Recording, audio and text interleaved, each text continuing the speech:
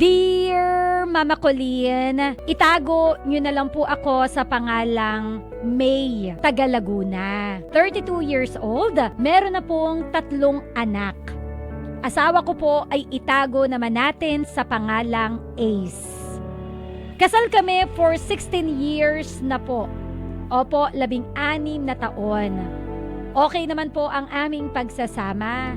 Kahit na lagi kaming parang aso't pusa, hindi pa rin naman nawawala yung love. Mama Colleen, hindi ako perfect na misis.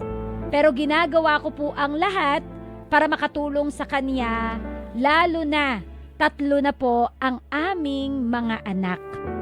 Ramdam ko rin naman ang pagmamahal ng asawa ko sa akin. Mabait, responsableng asawa si Ace. Isa lang naman ang naging problema ko sa kanya.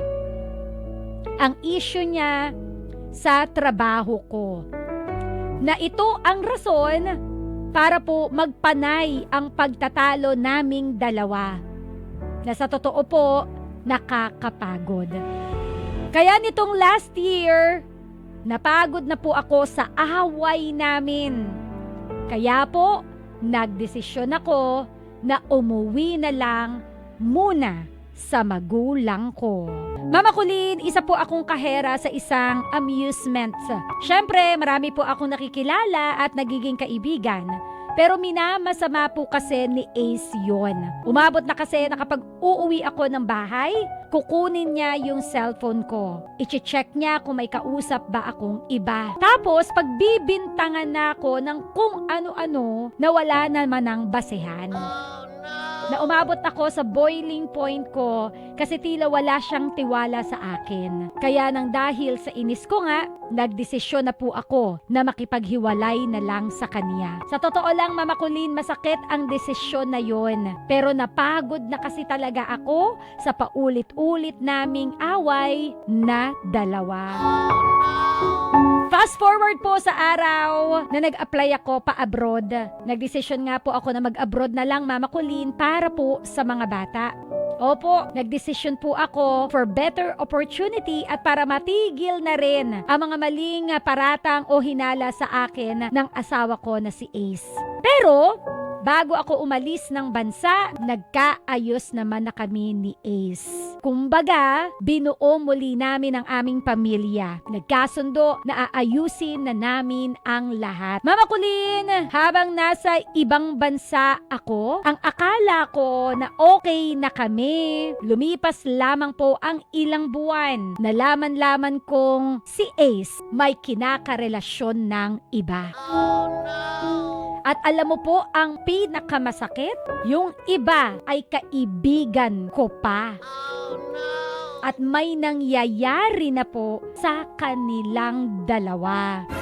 Ang kaibigan kong yon, Mama Colleen, sa totoo lang, may asawa at anak na rin.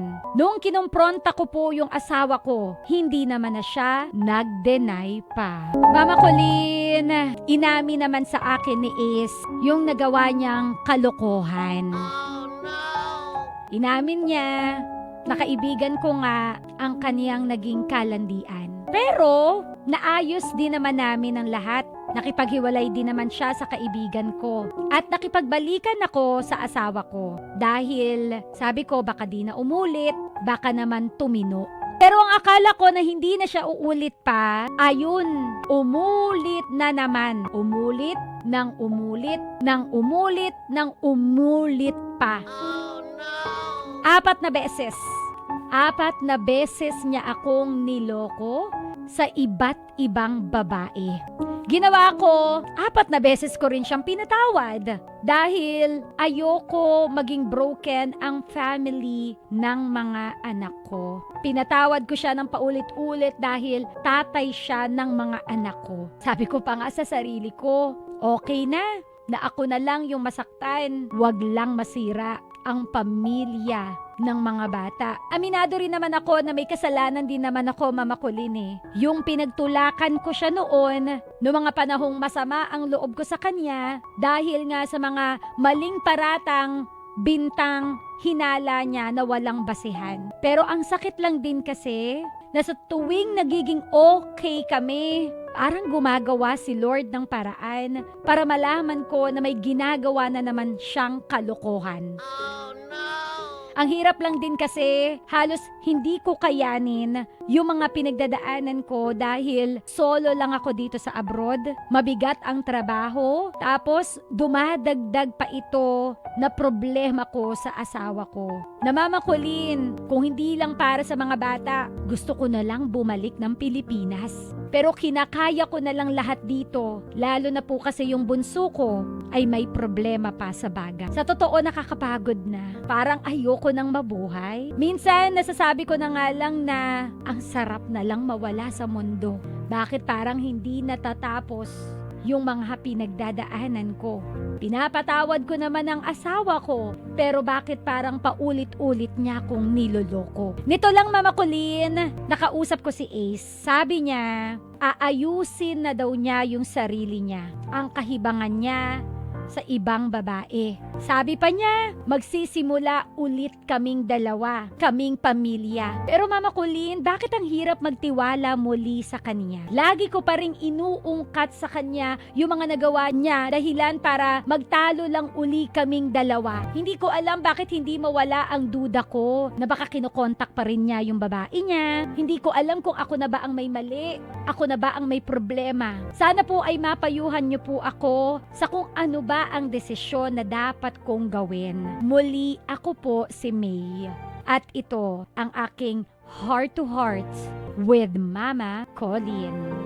Real talk talaga, ka-winner. Kapag ang tiwala ay nawala, ang hirap nang ibalik pa. Kaya talagang wag mong bibibreakin. Wag mong sisirain na lang kasi. Huwag mong sisirain ang tiwala ng isang tao. Kasi minsan, may mga tao na kapag ka nagising na yan, kapag ka nasaktan na yan ng maraming beses, may kota na. Oo. Kumbaga parang sinaktan mo ko, nawala yung tiwala ko sa'yo sa isang beses, pangalawang beses. May mga tao na parang, I never again. I will never trust you.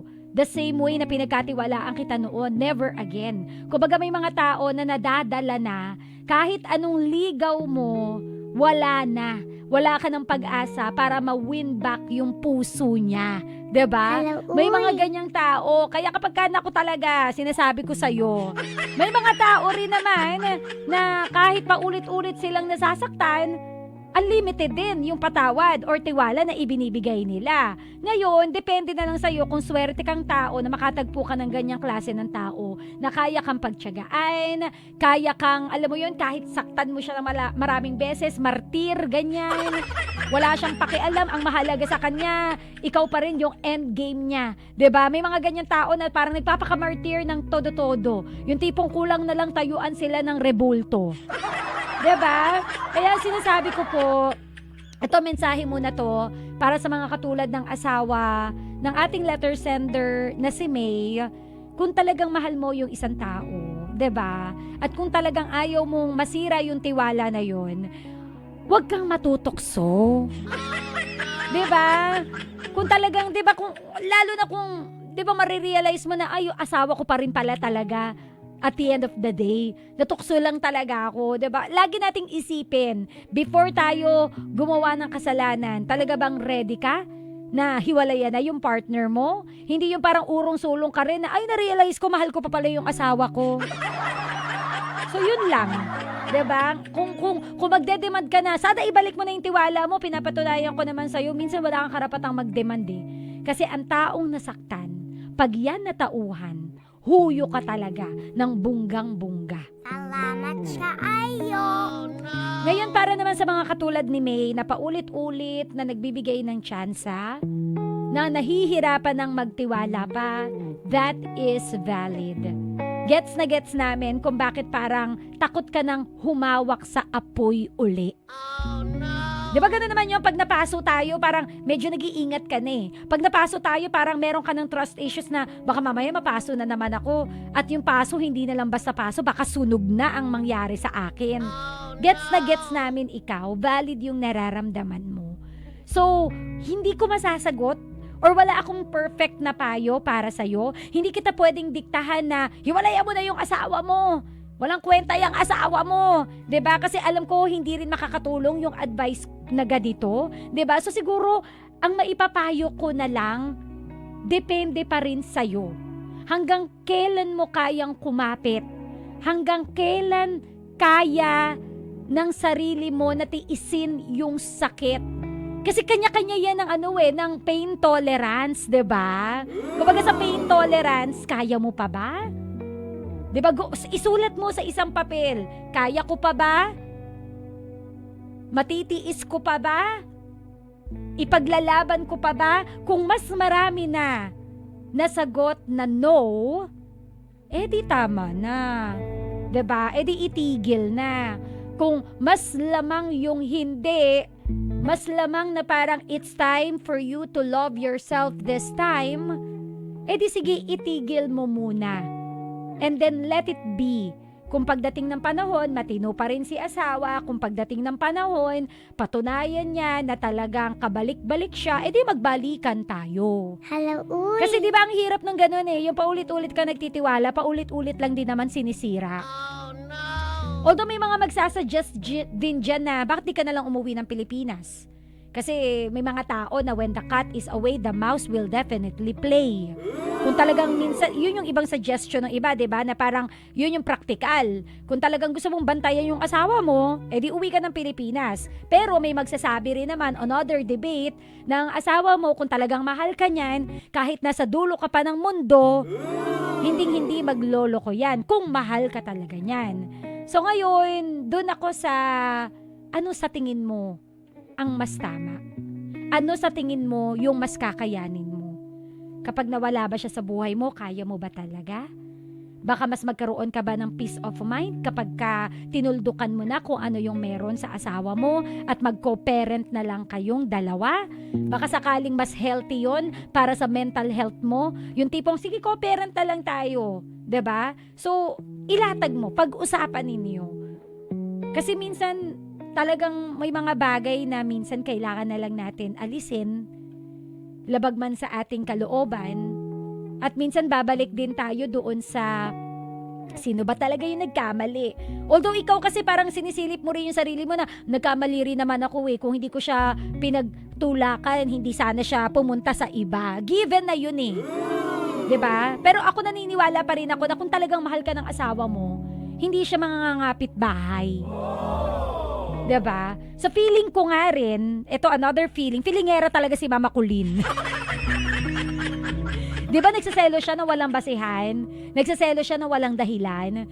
May theory yan yung mirror self, ganon, na kaya siguro siya ganyan kapraning kasi siya talaga yung may ginagawang kalokohan. Kumbaga kahit nandito ka pa lang sa Pinas, may ginagawa na siyang kalokohan, pero ikaw lang yung binabato niya ng binabato para hindi mapunta sa kanya yung bola. 'Di ba? Para hindi mapunta sa kanya yung attention mo. Para yung attention napunta lang sa iyo, ikaw lahat, 'di ba? So ganun lang 'yon. So again, ang tanging maipapayo ko sa iyo, breaking up totally with your husband or trusting again your husband, it depends on you. Kung hanggang saan na lang yung limit mo. Ikaw pa rin ang magdedesisyon. Basta sana, doon ka sa desisyon na hindi mo naman aabandonahin yung mga anak mo. Kasi dumating ka sa punto na parang sabi mo nga, gusto mo na lang mawala sa mundo, di ba? Wag yun. Erase mo yung thinking na yun. Kasi kailangan ka ng mga anak mo. Isipin mo na lang na kailangan nilang ng nanay. Okay? Yun na lang yung isipin mo. Never mong isasama sa option ang mawala sa mundong ito. Okay? Self-love, okay lang yun na mahalin mo yung sarili mo. It is okay to protect again yourself mula sa asawa mong mapanakit. Oh, no. Pero wag na wag mong kikitilin ng buhay mo para baka sakaling matapos ang problema mo. Alright? So, yan po ang kwento ni May dito sa Heart to Heart with Mama Colleen.